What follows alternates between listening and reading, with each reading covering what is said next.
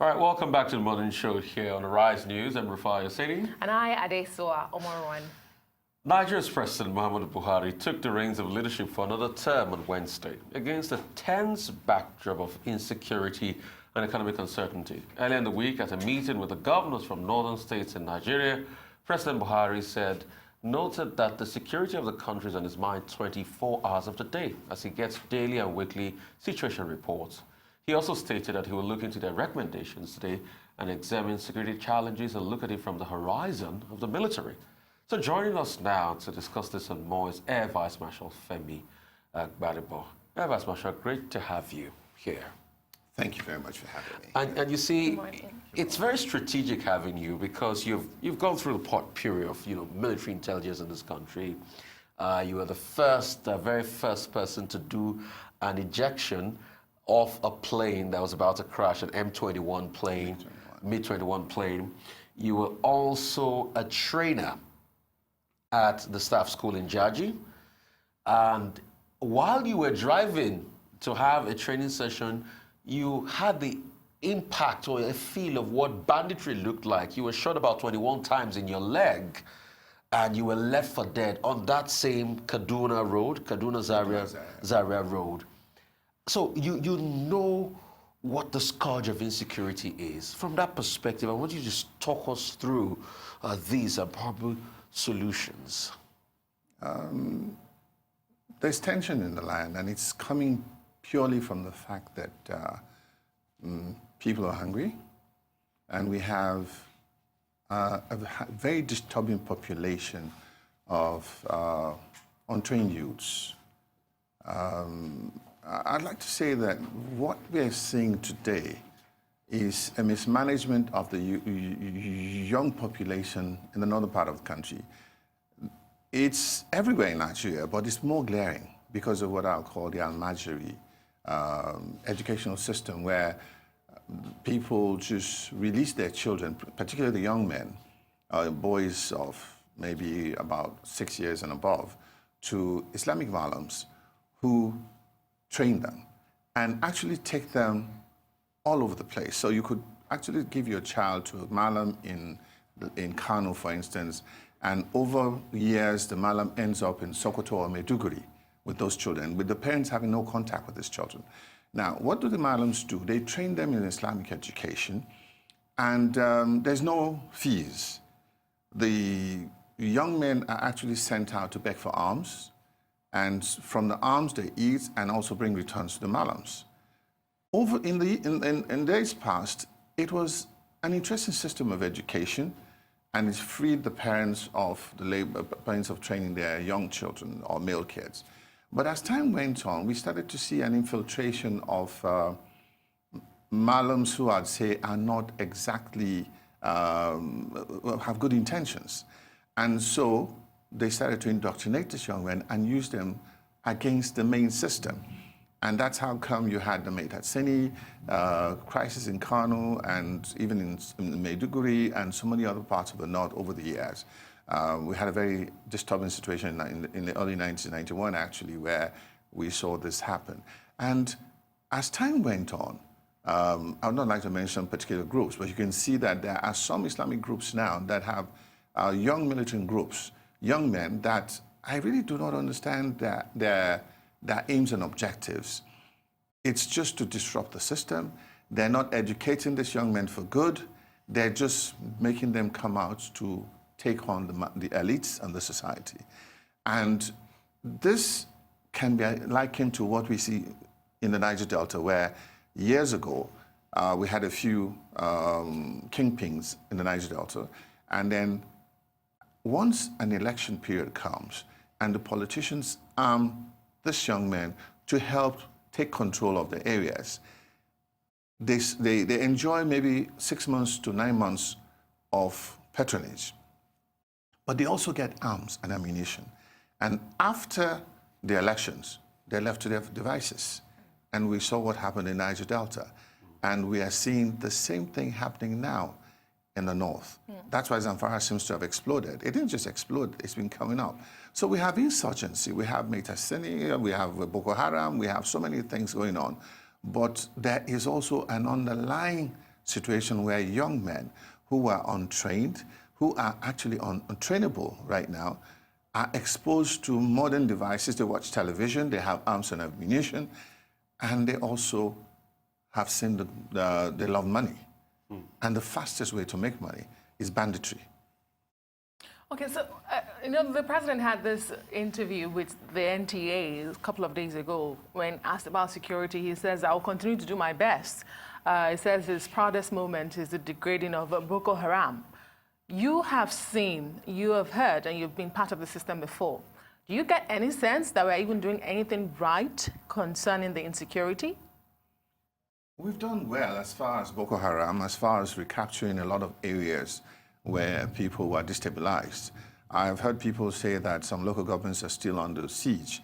The reality is that when armed bandits storm a community and dislodge the community, you can take back the community. But how do you build the confidence of these people back to go back to those enclaves? And as long as they remain empty, it is easy for them to be infiltrated again. And in fact, you see, when you are taking on bandits, you have to understand that it's not as if you're taking on a different set of people. I remember recently in one of the interviews I had on television where a gentleman from Maiduguri was talking about over 40 of his relations have been killed because they were part of Boko Haram. Now, the names are the same, the facial expressions are the same, and features are the same, and so on. It's just, you have to get close enough to understand whether this man is on your side, on the other side. And that's what makes fighting bandits and this kind of banditry very difficult.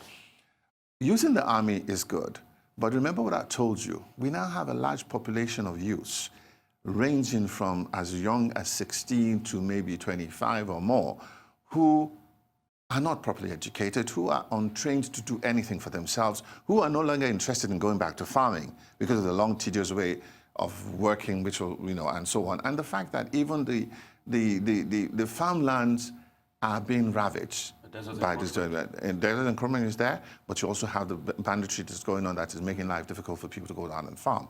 So the issue is that we must begin to think about how do we engage these young men? How do we provide jobs? How do we provide another means of livelihood for them? So it's not just about taking on a group. You see, each time you take off one leadership, you have other people that have also learned.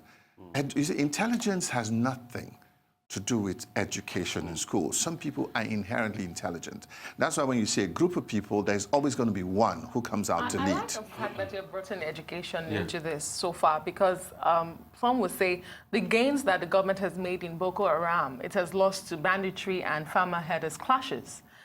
Recently, the federal government thought it wise to get a radio station to educate, nomadic education for the herders. This has generated a lot of controversy because it is to be translated, to be broadcasted in Fulfade language, which is the Fulani language. And of course, with all the connotations we have brought into security in this country. What is your take on that? Because you talk so much about education. The government is saying we need to educate these people on this perennial issue of farmer herders. But people are saying, you know what, this is Fulanization of Nigeria. Well, it depends on how you look at it. I'm one of the people who believes that education is not about your ability to speak English. You see, you must engage the people at the level at which they understand and then begin to do something about them. It's really very interesting that in Nigeria, we're focused too much on English. Our radio stations, our television stations are all working on English. But nobody's worried to take on statistics to figure out, to get the numbers. How many people really understand English? And we're talking about a national language. Is English really our national language? You'd find that international broadcasting or media houses identified over 100 years ago the fact that there are some languages that transcend even borders in Africa. And that's why you find BBC, VOA, Deutsche Welle, Radio Moscow and all that, have always had this kind of stations where they communicate with this group of individuals. And it took, even if I can mention a South African, television, station, to start showing movies in some Nigerian languages. And if you notice, it started with just English, and then they went into Nigerian movies, and then they went into 1, 2, 3, and I think they have about 4 Nigerian languages now with channels, and they're all very busy, which shows that there is a population that relates to these things. On radio and television, which sat down for so long, from our major broadcasting networks to some of our new networks, just doing English. And it took, again, one station to come out and show that you could speak Pidgin. And because of that, now almost every radio station now has a Pidgin English, and I even know 1 or 2 TV stations that are beginning to bring in Pidgin, because if you read news in Pidgin, you hit a larger population of Nigerians. You must break it down to the level they understand. And so this is something that not just the federal government, state governments need to look into. We need to begin to figure out how to bring the news, how to bring the information to the people at a level at which they understand. Let me just take you up on this. You talked a lot about education. I think it was Malala Yousafzai that said, you can kill a terrorist with a gun, but you can end terrorism with education. Exactly. How do you educate these people? Look at the scenario you painted. They're almost uneducated, they wouldn't go into farming. How do you start educating the minds of those people? And when will the effect come? And don't forget the ideology that yes. Western education is seen. Yeah, so when will the effect come? And with that ideology on top of it?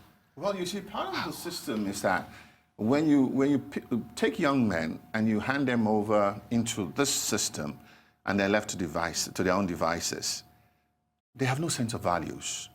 They don't even understand the damage that they're doing to themselves, their neighbors, their friends, their family with what they're doing. And you know, they say crime doesn't pay. And that's the truth. But the reality is the criminal hardly sees the fact that crime doesn't pay.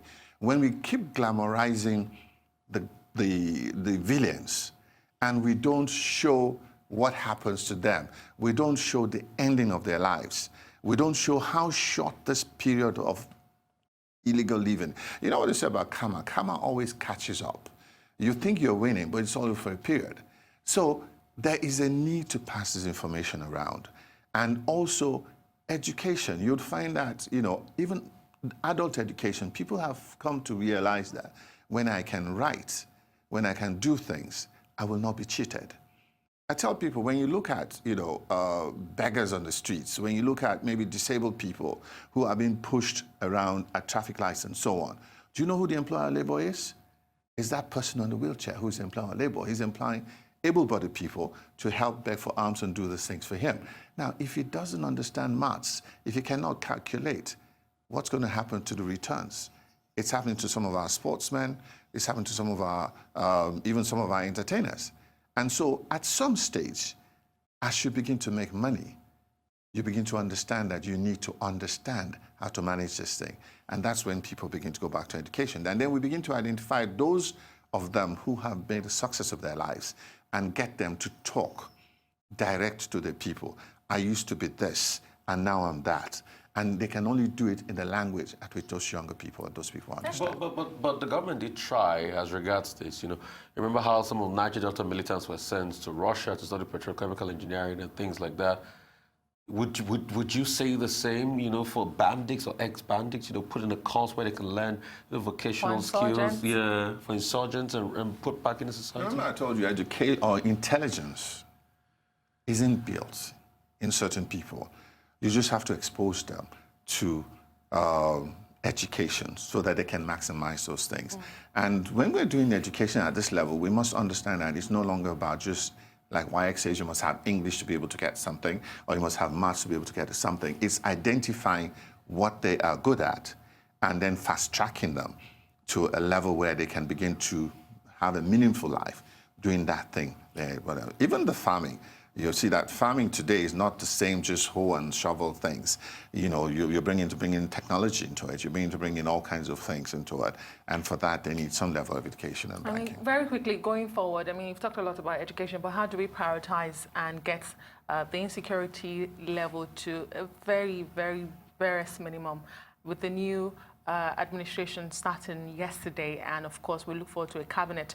The service chiefs issue has been one hell of an issue. You know, a lot of people have called for the change of the heads of the security agencies, but the president, in two exclusive interviews, one with Arise News and another with NTA recently, said the same thing, that you do not change the leadership of institutions in the middle of a crisis. You do not change, I would say that, but there are also tenures, and tenures are spelt out. With the history of the Nigerian military, particularly after the first coup and then the various other things, we had situations where every time you had a change of government, you had a change of leadership in the military, even if it was just a year or 18 months. What that did was to create problems of continuity, and unfortunately a mindset within Nigerians that there must be a regular change. But the truth is, even in the corporate world, you know that you must give a chief executive a certain amount of time to settle in, to understand the issues, and probably introduce changes. That's the only way that it's going to work. And once he's introduced changes, he must also be there for a while to see them take effect. And we, as a people, must be patient enough to let these changes take place. I think the president is doing what he needs to do. Some of the service chiefs I'll say we're very fortunate, at least in the last couple of years, maybe 10 years, we're beginning to see service chiefs stay more than the 2 years, 3 years thing they used to stay. There is an age limit. The age limit for the Chief of Defense Staff is 60. For service chiefs, it's 58. So some of them have reached that age, and the president can give them, I believe, maybe a 1-year extension, as they've been doing for the IG police in the past. But he knows that there is a limit. There's also, you must build a continuity, and you must build a succession plan. That's what I believe that every good leader, whether military leader or whatever, must do, to build a succession plan so that somewhere in between, 2 or 3 people are on standby to take over. And we have to go. Unfortunately, we're out of time. Thank you so much, Air Vice Marshal Gbadebo, for coming on the show this morning. And that brings us to the end of the morning show today. I am Adesua Omorwan. And I'm Rafai Hussaini. Thank you for watching from our entire team here in Lagos. Enjoy the rest of your morning and, of course, the rest of your day. Goodbye.